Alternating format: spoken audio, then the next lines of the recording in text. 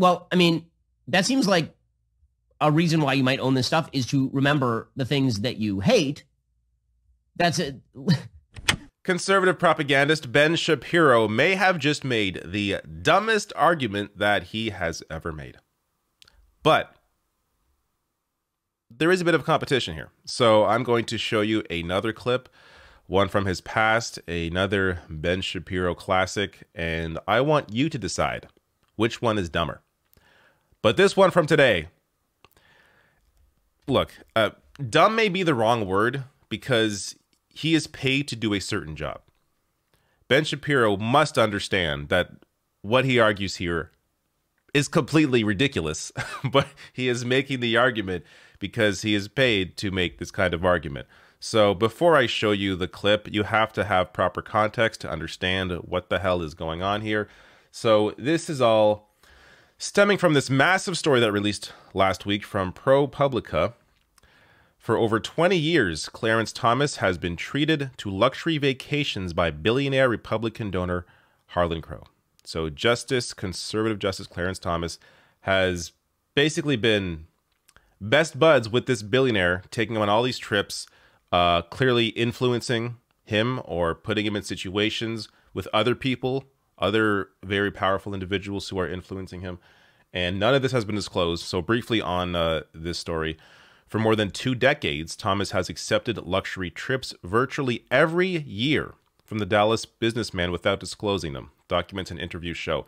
A public servant who has a salary of $285,000 has vacationed on Crow's super yacht around the globe. He flies on Crow's Bombardier Global 5000 jet. He has gone with Crow to the Bohemian Grove, the exclusive California all-male retreat, and to Crow's sprawling ranch in East Texas. And Thomas typically spends about a week every summer at Crow's private resort in the Adirondacks. The extent and frequency of Crow's apparent gifts to Thomas have no known precedent in the modern history of the U.S. Supreme Court. These trips appeared nowhere on Thomas's financial disclosures.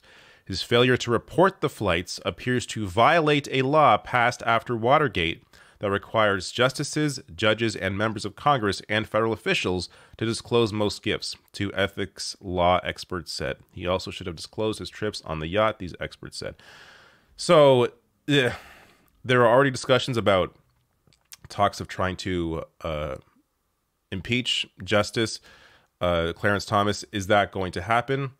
Not with the current makeup of Congress, but regardless, this is clearly a violation of the laws that are on the books. These people act with impunity. And extending from this story, this came out over the weekend. Clarence Thomas's billionaire buddy has a vast collection of Hitler paintings, Nazi memorabilia.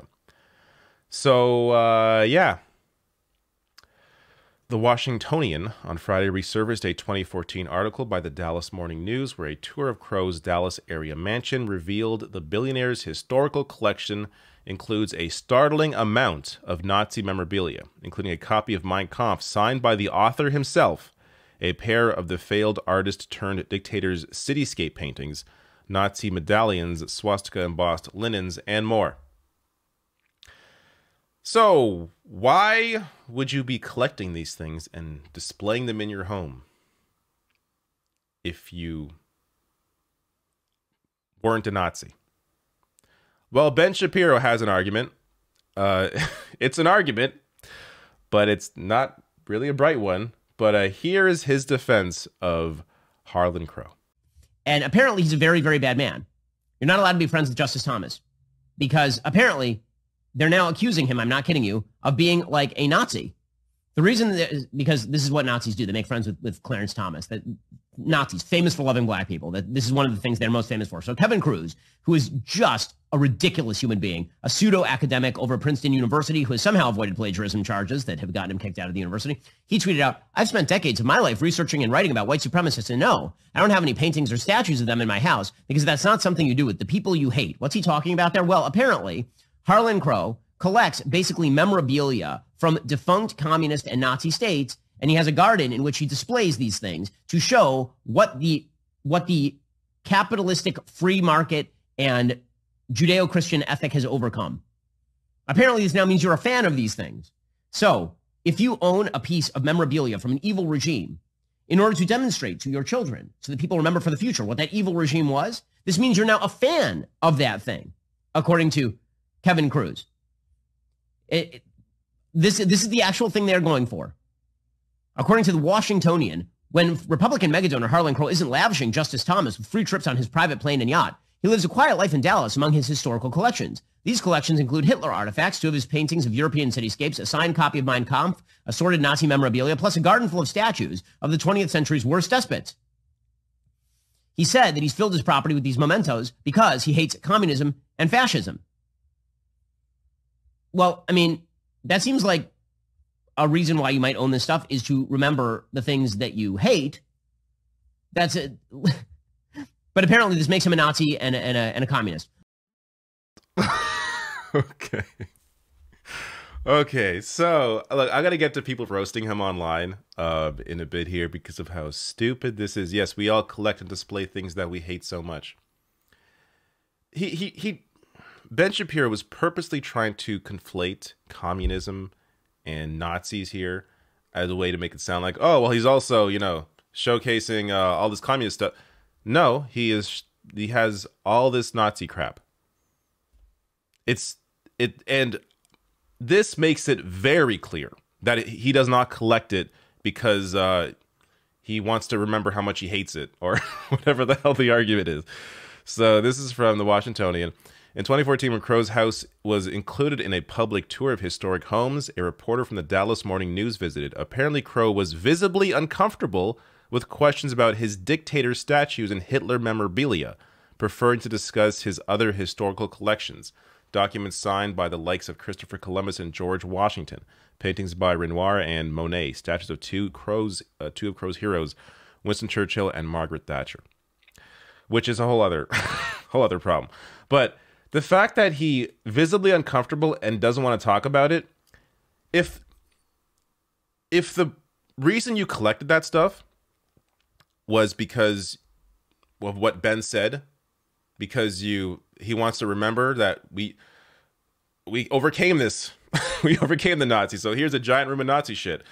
If that was, then he would be saying that. He would be saying, oh yeah, this is all here because, I think it's important to remember what we overcame. But he didn't do that. He didn't want to talk about it. Why would he try to avoid talking about it? Because clearly the reason he collects it is because he likes it. He's a Nazi. Why else would you be avoiding the question?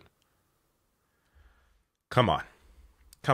So again, I'm going to get to more in a bit here, but I also want to address another point that Ben Shapiro made. So he says here, I'll try to do the Ben voice as best I can. This is what Nazis do. They make friends with Clarence Thomas. Nazis, famous for loving black people. So Ben's trying to claim here that, oh, if Harlan Crow's a Nazi, then why is he friends with Clarence Thomas, who's a black man? Ben Shapiro here playing the identity politics card, interestingly. Yes, Clarence Thomas is black. He's also a powerful conservative justice on the Supreme Court. One of a handful in the entire country. The reason why someone like Harlan Crow is friends with Clarence Thomas clearly is the ability to influence him, to have power over him, to bring him into conversations or groupings with other influential people that have the same worldview that Harlan Crow does. This could not be clearer. So we can go over, of course, I'm sure there are countless cases that we can go over, but here, some of the obvious ones. So back in 2013, the Supreme Court strikes down centerpiece of Voting Rights Act with Clarence Thomas helping to do this. And to be clear on that, so an article came out 7 years later from The Guardian saying the Supreme Court issued one of the most consequential rulings in a generation in a case called Shelby County v. Holder. In a 5-4 vote, the court struck down a formula at the heart of the Voting Rights Act, the landmark 1965 law that required certain states and localities with a history of discrimination against minority voters to get changes cleared by the federal government before they went into effect. It's hard to overstate the significance of this decision. The power of the Voting Rights Act was in the design that the Supreme Court gutted. Discriminatory voting policies could be blocked before they harmed voters. The law placed the burden of proof on government officials to prove why the changes they were seeking were not discriminatory. Now voters who are discriminated against now bear the burden of proving they are disenfranchised. And to be clear on specifics on what this has done since, here are some of the ways voting rights have been stripped since 2013. So you may have heard of many of these. Polling place closures, of course, in specific areas that largely typically impact black voters, interestingly enough. Voter ID laws and proof of citizenship. Other ways that the states have acted to, ensure that certain people are able to vote while others don't. This has been, a very, very obvious impact and something that Thomas was integral to making happen. Supreme Court's assault on voting rights hits a new low. This is another recent ruling. Ruling throws out Wisconsin's redrawn electoral map, which included a new district to account for black population growth. So again, these are just a handful of examples, but you can go down the list. Clarence Thomas has sided with the Nazis in every single one of his rulings. Now, of course, the obvious one as well. Supreme inequality makes a case that the top U.S. court has widened the wealth gap.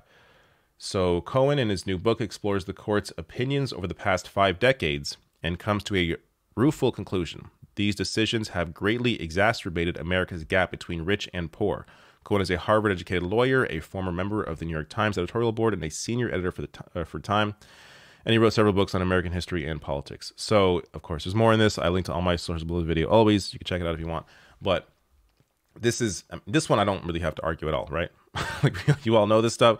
Of course, the Supreme Court has both helped to disenfranchise black voters while also helping to widen the gap between the rich and the poor.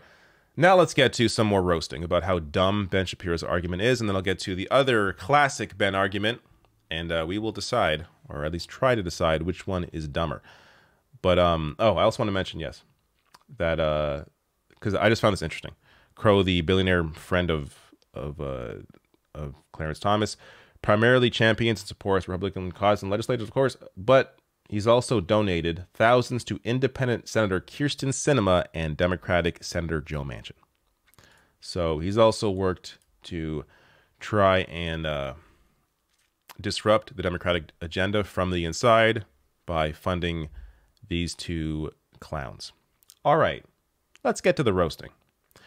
Here's John Wheeler saying, I don't see any statues of Hitler anywhere in Germany, but I can assure you that nobody here has forgotten him. Will Menaker says, I love to fill my home and dazzle my guests with reminders of things I hate. Andrew here is saying, totally normal to collect things you hate. That's why so many Red Sox fans have rooms of Yankees memorabilia. Alex Singer saying, LOL, wait, they aren't throwing away their beer. Aren't they throwing away their beer and M&Ms? Another great point. So I just covered over the weekend all this BS around, Bud Light has turned woke because there's one trans activist that did a sponsored post on Instagram. And people like Kid Rock, other conservatives were like shooting their beer, throwing all their beer out, their Bud Light out. If they hate it that much, to Ben's argument, why don't they keep it and drink it? Like if they hate Bud Light so much now, then what they should be doing, according to Ben Shapiro, is keeping it in their homes and drinking more of it. But of course, this argument is so stupid. Last comment here. The shamelessness is breathtaking at times. He's defending a guy who has a signed copy of Mein Kampf, 2 Hitler paintings, personal Hitler artifacts, and is buds with Charles Murray. But since he writes big checks to con organizations, he's going to pretend he's not a Nazi. This is what this all comes down to. Ben Shapiro is paid to make arguments this stupid. This is what he does.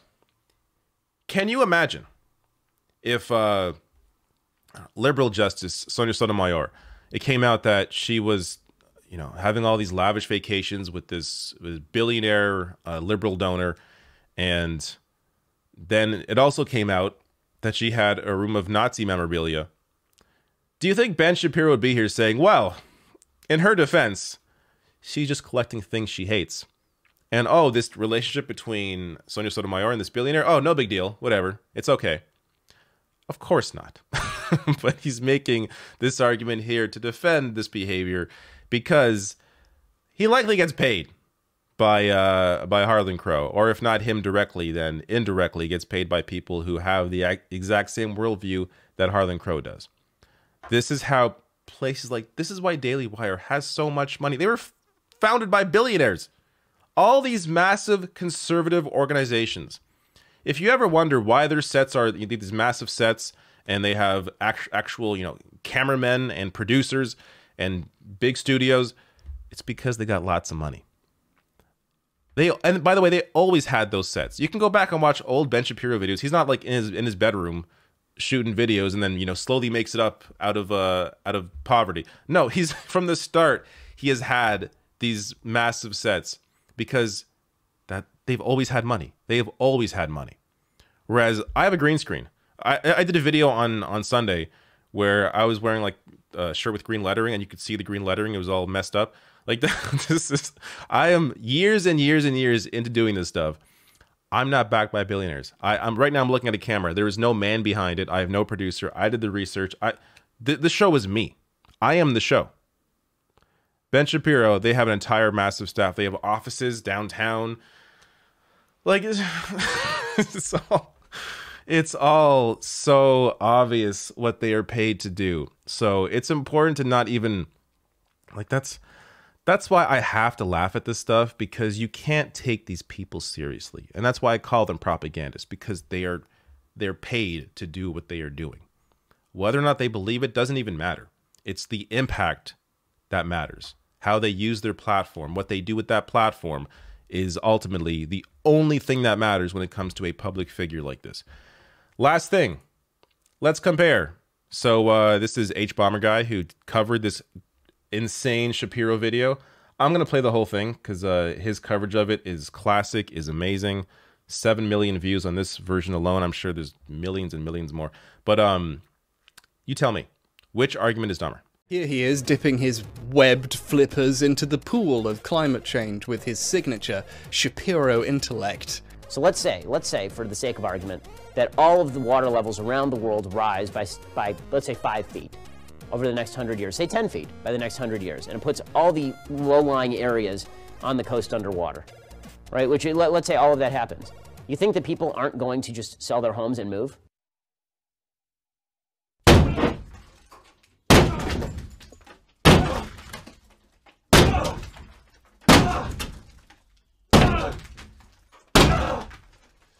Just one small problem. Sell their houses to who, Ben? King Aquaman? One of the all-time great YouTube clips right there. H Bomber Guy covering Ben Shapiro's insanity. Which argument do you think is dumber? The one where you collect things that you hate to remember how much you hate it? Or that if your home goes underwater, oh, you're just going to sell it. No big deal. Climate change, whatever. I tend to lean towards the this climate change clip just because this has more of a, I don't know, there's more urgency here. This more connection to real life. The argument about collecting things you hate is just, it's really dumb, but in terms of a greater argument that will impact the future of society, I don't think it's as important. That said, they're both stupid. So whatever, it doesn't really matter. Just an absolute freaking clown. I don't know. This is why I don't cover Ben that much. There's very little to say. The clip basically speaks for itself.